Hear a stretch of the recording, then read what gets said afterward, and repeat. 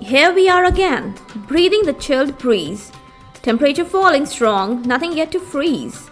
Time has come to give one more season a seize. Third generation beta blockers is today's masterpiece. Welcome all to IS Pharmacology Difficult Podcast. I'm your host Dr. Radhika Vijay, MBBS MD Pharmacology, and this is the audio hub to get the best simplified basic tips, strategies, methods, and lots of ideas to learn better, understand better, and make your concepts crystal clear. If you really find, and if there's a question hovering in your minds, is pharmacology difficult? Lend me your ears for a while and let in the magic of knowledge. After knowing all about non-selective and beta-1 selective blockers, the talk isn't enough worthy without detailing the comments about third generation beta blockers. These are the drugs that possess added value. And what is the added value of vasodilatation property? Now, first and foremost, what are the mechanisms that actually lead to the vasodilatation added upon the beta blocking mechanism or property? Well, I have a list of these mechanisms, a complete list. So first one is the added on alpha receptor blockade. And for this, the good to go examples, they are Carvedilol, Labetalol, Bevantolol, Bucindolol, and Radgin. The second mechanism that actually leads to vasodilatation is increased nitric oxide production. And for it, the examples are Celiprolol, Nebivolol, Carvedilol, Bevantolol, Radgin, etc. Then the third mechanism is added on beta-2 agonism. Again, I repeat, it's beta-2 agonism. And the drugs for this example are Celiprolol, Carvedilol, Bevantolol. Then the next mechanism, how the drugs they go for added vasodilatation along with a beta blockade. That is by blocking the calcium entry. And for this, the drugs they are Carvedilol, Betaxolol, Bevantolol. Next mechanism is by opening the potassium channels. The drug is Celiprolol. And the last one on my list is via the antioxidant action, and the only one drug in this is Carvedilol. Now is the time to one by one spotlight each of the drugs in detail. So first and foremost on my list is Labetalol. It's a competitive antagonist at alpha 1 and beta receptors. The 4 diastereomers, they are of equal amount in the formulation of Labetalol. What are the properties? The properties of these 4 diastereomers, they are in one formulation and that imparts mixed properties. First, alpha 1 adrenergic receptor blockade. Second one, beta 1 adrenergic receptor blockade. Then beta 2 receptor blockade. Then partial agonism at beta 3. And lastly, it's the cocaine-like mechanism of inhibition of the norepinephrine uptake. The total formulation of Labetalol, it shows beta blockade much greater than the alpha 1 blockade. The property of Labetalol is equal to the property of the 4 diastereomers. Now, what are these diastereomers in Labetalol? We have RR, capital RR, then we have another one, capital RS, then we have another one, capital SR, then we have last one, capital SS. Briefly, I'll describe the features of each one of the diastereomers. Talking about capital RR, it's a very potent beta blocker, and this is responsible mainly for the maximum of the beta blockade. It is less potent for alpha 1 blockade. It possesses intrinsic sympathomimetic activity which causes vasodilatation. The second one to talk about diastereomer is capital RS. It has no alpha blocking or no beta blocking property. The next one we have capital SR. It has no beta blocking activity, but it is a very powerful alpha 1 blocking diastereomer, or it has a very powerful alpha 1 blocking property. The last one on the list is the double S, that is SS, capital SS, diastereomer.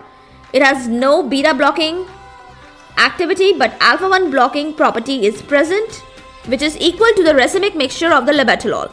It's neither very much nor very less. All over, what are the consequences? That is of most importance. The biggest consequence is decrease in the blood pressure. Then alpha blockade. It relaxes the smooth muscle of the arteries and causes vasodilatation. Beta blockade aids by blocking the reflex sympathetic stimulation to the heart. Then intrinsic sympathomimetic activity, it also helps in vasodilatation. And some degree of direct vasodilating property is also found in labetalol. So labetalol is a very important drug. That's why I took it the first one on my list. What are the formulation or the dosage forms? The oral tablets, they are given to decrease the hypertension. If there is a hypertensive emergency, one can go for IV infusion. And in 2 to 5 minutes, the action begins in case of hypertensive emergency, which lasts for up to 4 hours.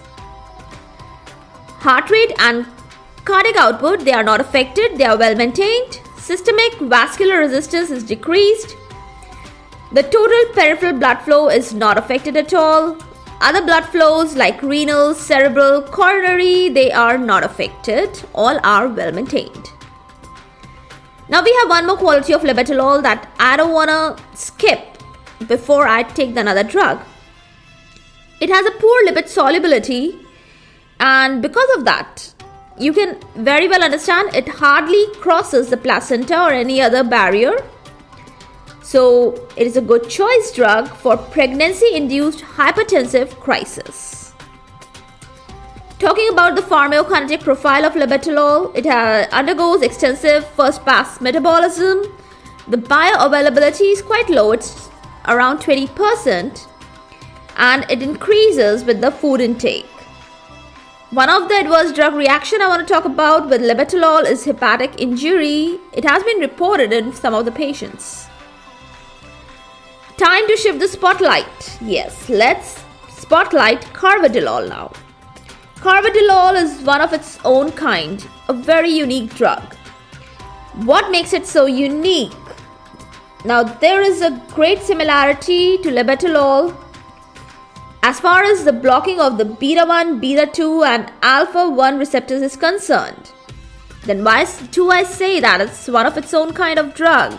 Nothing like Carvedilol, because it has added antioxidant and anti-inflammatory actions that are found that make it a good-to-go drug in conditions like congestive heart failure. Added to this antioxidant, anti-inflammatory activity, it has membrane stabilizing activity, but it has no intrinsic sympathomimetic activity.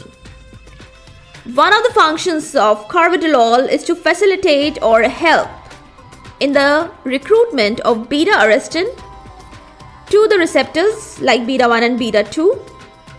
Especially it occurs when the GS, capital GS, that is GPCR receptors, they are activated.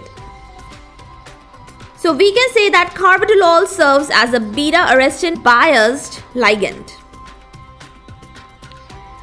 What are the effects or what are the consequences of using Carvedilol? It can reduce arterial blood pressure by various mechanisms like decreasing the sympathetic tone, secondly by decreasing the vascular resistance, and thirdly by maintaining the cardiac output. This drug, Carvedilol, is kidney friendly. It is actually kidney protective. It is a very good to go drug in diabetic patients, also in patients of metabolic syndrome. And nothing to be surprised about that US FDA has approved it for the treatment and in the use in conditions like congestive heart failure, that is CHF, in hypertension, and also in left ventricular dysfunction that occurs after the myocardial ischemia. Now the antioxidant properties which are worth a mention are what are the basic mechanism of how does it work as an antioxidant. That is very interesting. It chemically scavenges the reactive oxygen species. Now this term reactive oxygen species can be abbreviated as capital ROS. Now by scavenging the reactive oxygen species, that is ROS, it also suppresses its synthesis. It's a very lipophilic drug. It curbs down the lipid peroxidation of membranes and accumulates in the membranes. It prevents the LDL cholesterol oxidation. It prevents the ROS. You remember ROS, reactive oxygen species mediated myocardial contractility loss. It also curbs down the hypertrophy due to stress and also curbs down the apoptosis. Then neutrophil accumulation and activation is shown by the use of this drug. And if you use the drug at higher doses, then calcium channel blocking effect is also seen. Some of the researchers, they have stated that Carvedilol improves the ventricular function. It reduces the mortality and morbidity in the congestive heart failure patients and also in MI patients. Now let's talk about the pharmacokinetic profile of Carvedilol. It's a very lipophilic drug, I told you. It's around or more than 90% bound to plasma binding proteins. It undergoes extensive hepatic metabolism, and the enzymes responsible are capital CYP2D6 and CYP2C9. Time to shift the spotlight. The next drug we have is Bucindolol.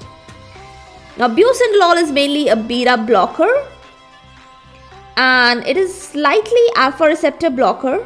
The mechanism is to increase the left ventricular systolic ejection fraction. It decreases the peripheral resistance.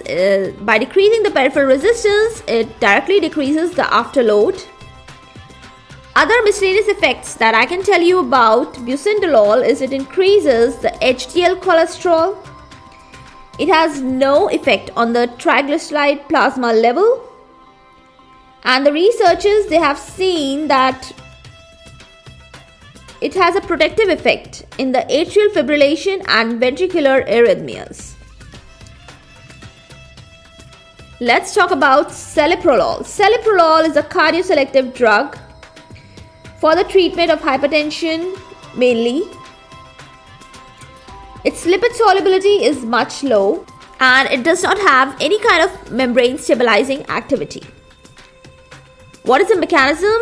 It's a partial selective beta-2 agonist, and added on it has smooth muscle relaxation effect also. It can cause vasodilatation, it can cause bronchodilation. Then the next mechanism which may be responsible for its effects, they are alpha-2 adrenergic blocking in the periphery. Not in the central region but in the periphery of the body. And how does this alpha-2 receptor adrenergic block helps? It facilitates the nitric oxide production. It curbs down the oxidative stress. And there is very slight alpha blocking effect. What are the consequences due to all these mechanisms? There is decreased heart rate, there is decreased blood pressure, there is increased refractory AV period, or there is increased atrioventricular refractory period. Then the next drug we have Nebivolol. Nebivolol is a very long-acting drug. It's long-acting, I mean to say that the T-half may go up to 10 hours. It is a very selective beta blocker. It possesses beta-3 agonism. It also works by nitric oxide production, and all these help in vasodilatation. But what are absent is there is no intrinsic sympathomimetic activity, there is no membrane stabilizing activity, there is no alpha-1 blocking activity. It is administered as a racemic mixture. It's very lipophilic and undergoes extensive first pass metabolism by the enzymes capital CYP2D6. It is highly approved for use in hypertension. The mechanism by which it curbs down the blood pressure is by decreasing the peripheral vascular resistance, by increasing the stroke volume, by decreasing the endothelial dysfunction. It has a wonderful and positive effect on the lipid and carbohydrate profile. It has a good efficacy, it has a good tolerability, so most of the things are quite good about nebivolol. With a good statement, with a good positive note, it's time to end up this episode, and I want to tell you a few things that this is actually, you can say, a second last episode of season 2. Season 3 I've done in September, if you remember, about the historical aspects. And season 2 I took up again after September. So this is one of the second last episodes of season 2. And I have a very special episode in the last episode of season 2. That will be upcoming next week. And that's a rapid fire revision of all these agonists, antagonists. And that want to be a really rapid fire revision. And I'm sure you'll like it. But for the time being, for all the updates and latest episodes of my podcast, do visit www.ispharmacologydifficult.com, where you can also sign up for a free monthly e-newsletter of mine.